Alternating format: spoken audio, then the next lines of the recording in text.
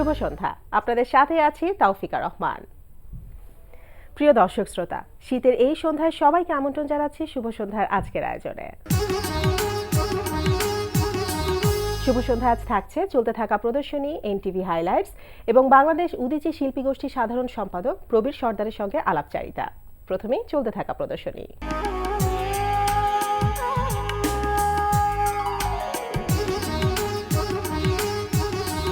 শুরুতেই জানিয়ে দিয়েছি চলতে থাকা প্রদর্শনীর সময়সূচি। বাংলাদেশ শিল্পকলা একাডেমিতে অনুষ্ঠিত হচ্ছে 17তম দ্বিবার্ষিক এশিয়ান চারুকলা প্রদর্শনী 2016। প্রতিদিন বেলা 11টা থেকে রাত 8টা এই সময় প্রদর্শনী চলবে 31 ডিসেম্বর পর্যন্ত। আলিয়াস ফসেসের লা গ্যালারিতে প্রদর্শিত হচ্ছে জলজ 2 শিরোনামে দলীয় চিত্রকলা প্রদর্শনী। প্রদর্শনী চলবে 29 ডিসেম্বর পর্যন্ত। মহাখালীর নিউ ডিএচএস এর গ্যালারি কসমসে প্রদর্শিত হচ্ছে আন্তর্জাতিক দলীয় চিত্রকলা প্রদর্শনী। প্রতিদিন দুপুর 12টা থেকে রাত 8টা এই সময় প্রদর্শনী চলবে 26 ডিসেম্বর পর্যন্ত। রাজধানীর আগারগাঁওয়ের স্থপতি ইনস্টিটিউটের আইবিএস সেন্টারে প্রদর্শিত হচ্ছে ভাস্কর হামিদুজ্জামান খানের ভাস্কর্য প্রদর্শনী। দুপুর 12টা থেকে সন্ধ্যা 6টা এই সময় প্রদর্শনী চলবে 7 জানুয়ারি পর্যন্ত। দেখছিলেন চলতে থাকা প্রদর্শনীর সময়সূচি। এবার এনটিভি হাইলাইটস।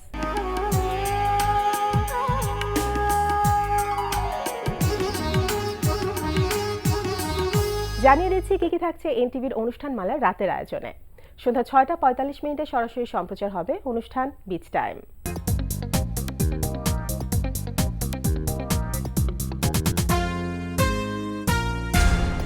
রাত 8টা 20 মিনিটে থাকছে এজাজ মুন্নার রচনায় ও পরিচালনায় ধারাবাহিক নাটক আস্থা। না মানে আপনি তো সকালে চলে যাবেন, তাই ভাবলাম সকালে যদি দেখা না হয় তাই। বলুন। না ওই আর কি, আমি তো আসলে অনেক অনেক কিছু না জেনে কথা বলেছি, তাই সরি বলতে এসেছি। আপনি যদি বুঝে সরি বলে থাকেন তাহলে আমি আপনার সরি অ্যাকসেপ্ট করব। না আমি বুঝেই সরি বলছি। রাত 9টায় প্রচার হবে হাসান ইউসুফ খানের প্রযোজনায় কমেডি প্রতিযোগিতামূলক অনুষ্ঠান হাস্য। সবাইকে হ্যালো। আর আমি শুনছিলাম ব্যাকস্টেজ থেকে একটা কথা, তো সেটাকে ভুল প্রমাণ করার জন্য সাজু খাদম আমার সাথে কথা বলেন। হ্যাঁ হ্যাঁ হ্যাঁ কথা বলেন, হ্যাঁ কথা বলেন। কিন্তু সাজু খাদেম হেরেছে বিকজ আমি নিজেকে আর কত ছোট করবে শুভ। রাত 11:30টায় রয়েছে একক নাটক নুনের মতো ভালোবাসা। আচ্ছা, আপনি সবসময় এমন ঘাবড়ে থাকেন কেন বলুন তো?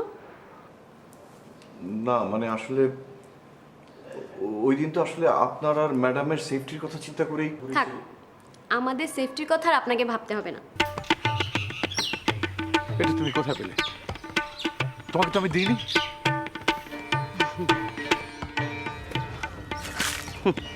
না, তোমার সেফটি। এই ছিল এনটিভি অনুষ্ঠান মালার হাইলাইটস। এরপর আসছি আলাপচারিতায়।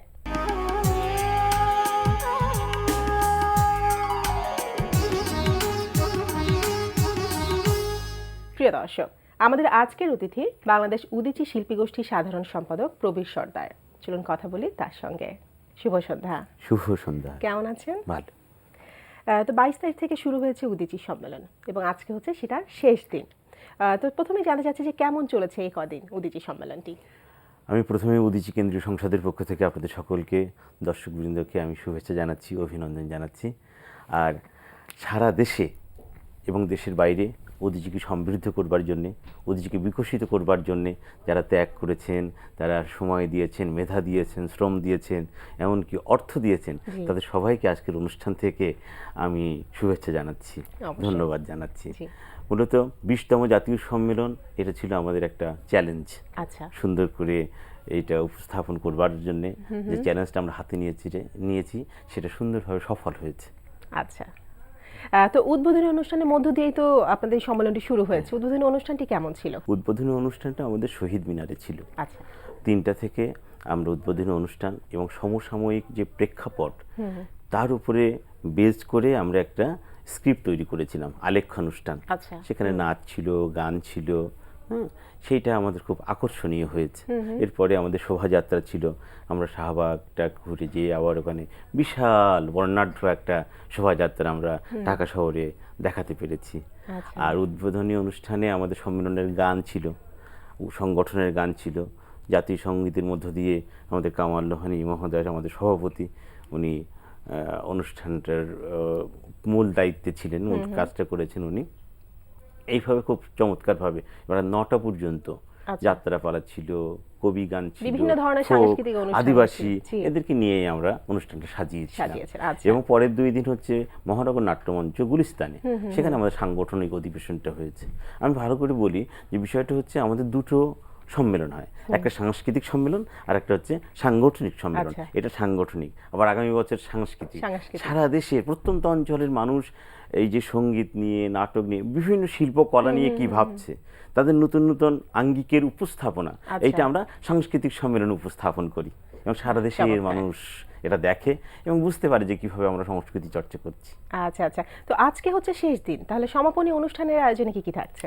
প্রতিদিনই আমাদের সাংস্কৃতিক অনুষ্ঠান হয়েছে, বিভিন্ন অঞ্চল থেকে, প্রত্যেক বিভাগ থেকে তাদের উপস্থাপনা আমাদের সামনে দেখিয়েছে। আচ্ছা। আমরা মুগ্ধ হয়েছি। হ্যাঁ, তাদের হ্যাঁ, একটা কেউ যাত্রাপালা, কেউ কবি গান, কেউ আদিবাসী নৃত্য, এগুলো আমরা উপস্থাপন করেছি। আমরা উদীচীর মূলত দুটো কাজ, এক হচ্ছে সুস্থ সংস্কৃতি চর্চা, আরেকটা দেশের গণতান্ত্রিক আন্দোলনের পাশাপাশি সাংস্কৃতিক আন্দোলনকে বেগবান করা, আচ্ছা। শক্তিশালী করা। সাংস্কৃতিক আন্দোলন ছাড়া তো হয় না, কারণ আমাদের যে সময়টা যাচ্ছে এটা খুব অস্থির সময়। সংকটটা এটা হচ্ছে অস্তিত্ব রক্ষার সংকট। জি। বিভিন্ন রকমভাবে দেখেন মাঝে মাঝে হয়ে ওঠে সাম্প্রদায়িক গোষ্ঠী খুব সহিংস হয়ে ওঠে। এ রাজনীতি কিন্তু সেখানে মুখ ফিরিয়ে নেয়, সেটা মোকাবেলা করতে পারে না। সাংস্কৃতিক কর্মী হিসাবে, সাংস্কৃতিক সংগঠন হিসাবে উদীচীকে সেই মোকাবেলা করবার জন্যে কখনো কখনো মানুষের মনোজগৎকে পরিবর্তন করবার জন্যে, কখনো রাস্তায় নেমে প্রতিবাদ করার মধ্য দিয়ে তার প্রতিবাদ করতে হয়, আচ্ছা। প্রতিরোধ করার স্বপ্ন দেখতে হয়। তো এবার হচ্ছে আপনাদের 20তম জাতীয় সম্মেলন। এর আগেও তো তাহলে প্রতি বছরই আপনাদের এই সম্মেলন হয়েছে, 2 বছর অন্তর। 2 বছর অন্তর অন্তর। তো এই যে এইবারের সম্মেলনে কোনো নতুনত্ব বা কোনো ভিন্নতা কি আছে আগের থেকে? হ্যাঁ, আমরা এই যে বিভিন্ন অসামাজিক কাজ, বৈষম্য, অসংলগ্নতা, অসামঞ্জস্যতা, জি। এটাকে প্রতিরোধ করি শিল্পের মধ্য দিয়ে। আচ্ছা। নতুন নতুন গান রচনা, নাটক রচনা, নৃত্যের মুদ্রা তৈরি এবং কবিতা লেখা, এগুলো সৃজনশীলতার মধ্য দিয়ে আমরা প্রতিবাদ করি। তারপরেও কিন্তু আমাদের রাজপথে দাঁড়াতে হয়, কারণ উদীচী শুধুমাত্র নামমাত্র সাংস্কৃতিক সংগঠন নয়, রাজনীতি সচেতন সাংস্কৃতিক সংগঠন। সুতরাং সেক্ষেত্রে আমাদের দায় এবং দায়িত্ব, শিল্পীর দায় এবং দায়িত্ব অনেক বেশি। অবশ্যই। এইটা আমরা দায়িত্বটা পুরোপুরি পালন করার চেষ্টা করি। আচ্ছা। সত্যেন সেন যখন 1968 সালে উদীচী প্রতিষ্ঠা করেছিলেন, তার স্বপ্ন ছিল রাজনীতির 1 ঘন্টা বক্তব্য থেকে একটা গানে অনেক বেশি বক্তব্য উপস্থাপন করা যায়, যে বক্তব্য একটা সাধারণ মানুষের মনটা ছুঁয়ে যায় এবং তার ডিসিশন মেক করতে সুবিধা হয়। আচ্ছা। এই লক্ষ্য নিয়ে কিন্তু তিনি সাংস্কৃতিক সংগঠন করেছিলেন। এবং আমরা দেখেছি যে বোয়াল খায় টাকি রে, টাকি খায় চিংড়ি রে, এই যে একটা গানের লাইন, বড় বড় শোষকরা মাঝারি এবং ছোটদের শোষণ করে, মাঝারি শোষকরা তার থেকে অধিকতর ছোট মানে সাধারণ মানুষকে শোষণ করে। এই যে সমাজের একটা চিত্র, শোষণের চিত্র উপস্থাপন একটা গানের মধ্য দিয়ে সাধারণ মানুষ বোঝে, কথাটা অবশ্যই। সত্য খুব তাড়াতাড়ি তাদের হৃদয়কে ছুঁতে পারে। হতে পারে এবং ডিসিশন নিতে এই যে উদীচী সঠিক কথাটা বলছে, হ্যাঁ হ্যাঁ। এটা হচ্ছে আমাদের তৃপ্তির আচ্ছা, ব্যাপার। তো সেক্ষেত্রে উদীচীর লক্ষ্য তো আমরা শুনলাম, হ্যাঁ, যে 1968 সালে কি লক্ষ্য নিয়ে উদীচী হয়েছিল, কিন্তু এই যে সম্মেলনগুলো হচ্ছে, এই সম্মেলনগুলোর লক্ষ্যটা কি আসলে? সম্মেলনের মূল 3টা কাজ থাকে আমাদের। আচ্ছা। 2 বছরের জন্য নির্বাচিত কমিটি তাদের কাজ করে পরিকল্পনা অনুযায়ী। এখন এই 2 বছর, গত যে 2 বছর আমরা কাজ করলাম, কামাল লোহানী সাহেব প্রেসিডেন্ট ছিলেন, আমি সাধারণ সম্পাদক, আমাদের 91 জনের যে কমিটি, কেন্দ্রীয় কমিটি, আমরা কি কাজ করলাম তার চুলচেরা বিশ্লেষণ হবে। আচ্ছা। এই প্ল্যানিংটা ছিল, এটা আমরা করতে পেরেছি কিনা, ব্যর্থ হয়েছি কিনা, ব্যর্থ হলে কেন ব্যর্থ হলো, সফল হতে হলে নিশ্চয়ই তার জন্য থ্যাঙ্কস অপেক্ষা করছে। অবশ্যই। এই কাজগুলো আমরা করি। জি। আরেকটা কাজ হচ্ছে আর্থিক একটা বিষয় থাকে, কোত্থেকে টাকা পয়সা আসলো, তার হিসাব সংরক্ষণ ঠিকমতো হলো কিনা, আমাদের ইন্টারনাল অডিট হলো কিনা, CA company, chartered account company দিয়ে সেটা অডিট হলো কিনা, এবং সর্বশেষ আরেকটা বিষয়, আগামী 2 বছরের জন্য একটা নতুন কমিটি, নতুন নেতৃত্বকে তৈরি করা, আচ্ছা আচ্ছা, নির্বাচিত করা, এটা হচ্ছে আমাদের এই সম্মেলনের মূল কাজ আর মূল কি। কাজ। আচ্ছা, তো সেক্ষেত্রে এখন উদীচীর শাখা কটি আছে? এখন আপনাদের আনন্দের সঙ্গে জানাচ্ছি অনেক বেড়েছে শাখা। আগে ছিল 311টি, এখন হয়েছে 368টি। 64টি। বাহ, অনেকগুলো অনেক। চমৎকার। আমরা জেলা 64টা, এখন হয়েছে 76টি, 64 থেকে। আর তারপরে 71টা ছিল, তারপরে 76টি, কারণ বিভাগ আমাদের বিশ্ববিদ্যালয়গুলো আমরা জেলার মর্যাদা দিই। আচ্ছা, প্রত্যেক বিশ্ববিদ্যালয় হচ্ছে জেলার মর্যাদা পায় এবং বিদেশ শাখাগুলো হচ্ছে জেলার মর্যাদা পায়। আমাদের বাংলাদেশের যে শাখাগুলো তার থেকেও বিদেশে, যেমন যুক্তরাজ্য, যুক্তরাষ্ট্র, ফ্রান্স এবং কানাডায় খুব সক্রিয় শাখা আছে। তারা পুরো দমে তো এই যে বাংলাদেশের বাইরে যে শাখাগুলো আছে সেগুলো কিভাবে কাজ করছে? তারা মূলত কাজ করে এরকম দৈনন্দিন, আমাদের মতো যেমন দৈনন্দিন কাজের সঙ্গে যুক্ত হয়েছে আমরা উদীচীর কাজে। ওরা বিদেশে যারা করে বাংলা ভাষাকে, বাঙালি জাতীয়তাবাদকে প্রচার এবং প্রসারের জন্য কাজ করে যাচ্ছে। আচ্ছা আচ্ছা। আপনি শুনলে আরো খুশি হবেন, আমাদের ফ্রান্স উদীচী নিজস্ব উদ্যোগে শহীদ মিনার তৈরি করেছে বাংলাদেশের। বাহ, চমৎকার।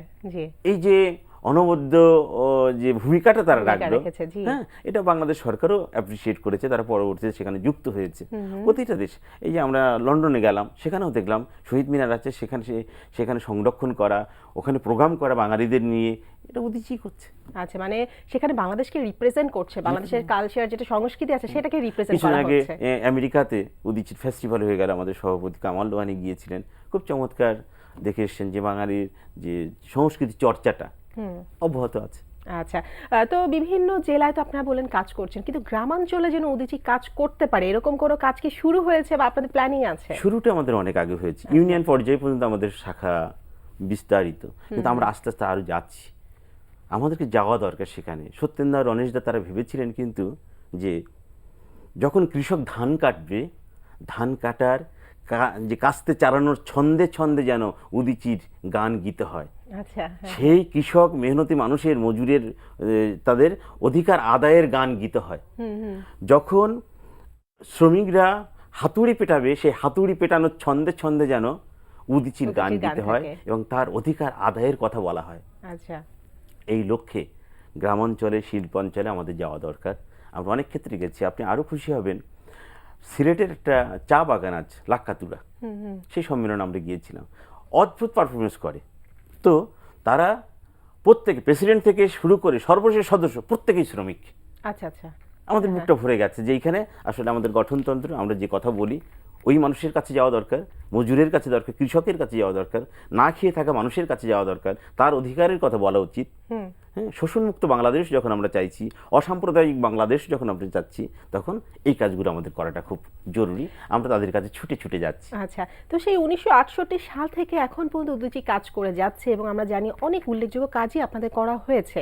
সব কাজ নিয়ে তো আসলে কথা বলা সম্ভব না, তবু এর ভেতরে উল্লেখযোগ্য যে কাজগুলো আছে, যেগুলো মনে রাখার মতো, সেই কাজগুলো সম্পর্কে যদি একটু বলতেন। কাজের মূল্যায়নের কথা একটু বলি। 2013 সালে এই সুস্থ সংস্কৃতি চর্চা এবং সাংস্কৃতিক আন্দোলনের জন্য রাষ্ট্র আমাদেরকে 21 পদকে ভূষিত করে। বাংলাদেশের প্রথম একটি সাংস্কৃতিক সংগঠন এই 21 পদকটা পেয়েছে। তাছাড়াও আমাদের যে গণসঙ্গীতের একটা উৎসব হয়, প্রতিযোগিতা এবং উৎসব। গণসঙ্গীত তো মানুষ ভুলতে উঠেছে, এই মহান মুক্তিযুদ্ধকে উজ্জীবিত করেছিল গণসঙ্গীত। আপনারা যখন সেই স্বাধীন বাংলা বেতার কেন্দ্রের গান শুনুন বা অন্য গান শুনুন, এই প্রতিযোগিতার মধ্য দিয়ে আমরা গণসঙ্গীতকে আরো জনপ্রিয় করে তুলতে পারছি। এইটা আমরা করি। আমরা স্মারক গ্রন্থ বের করেছি, আমরা উদীচীর ডিরেক্টরি বের করেছি, আমরা গ্রামে গ্রামে যেয়ে কোনো একটা উৎসবকে ধরে সেখানে সারা রাত ব্যাপী, অথবা সেখানে আমরা সেই গ্রাম অঞ্চলের বিনোদনের জন্য আমরা সাংস্কৃতিক অনুষ্ঠানের আয়োজন করি। সেখানে পালা গান, জারি গান, হ্যাঁ, অনেক যে লোকজ ফর্ম যেগুলো আছে, যেগুলো এখন ঢাকা শহরে দেখা যায় না, কেউ আয়োজন করে না, আমরা সেইটা নিয়ে কাজ করছি এবং মানুষকে বিনোদনের মধ্য দিয়ে বোঝানোর চেষ্টা করছি যে আমাদের অধিকার আদায়ের প্রক্রিয়াটা এরকম আর কি। আচ্ছা, তো সমান তালে কাজ করে গিয়েছেন, এখনো যাচ্ছেন এবং আশা করছি সামনেও আপনারা কাজ করে যাবেন। কথা বলতে অনেক ভালো লাগছিল। শুভ সন্ধ্যা আসার জন্য অনেক অনেক ধন্যবাদ। আপনাকেও ধন্যবাদ, দর্শকবৃন্দকেও আমি ধন্যবাদ জানাচ্ছি উদীচীর পক্ষ থেকে। প্রিয় দর্শক, কথায় কথায় আমরাও চলে এসেছি অনুষ্ঠানের শেষ প্রান্তে। আমাদের সঙ্গে যোগাযোগের ঠিকানা প্রযোজক শুভ সন্ধ্যা, এনটিভি, বিএসসিসি ভবন, 7 তলা, 102 কাজী নজরুল ইসলাম এভিনিউ, কারওয়ান বাজার, ঢাকা 1215। আমাদের ইমেল অ্যাড্রেস shubhosandha@ntv.com। প্রিয় দর্শক, এনটিভিতে সম্প্রচারিত সংবাদ ও অন্যান্য সকল অনুষ্ঠান দেখতে লগ ইন করুন www.ntvbd.com এ। সবাই ভালো থাকুন, নিরাপদে থাকুন, এই প্রত্যাশায় এখানেই শেষ করছি। শুভ সন্ধ্যা।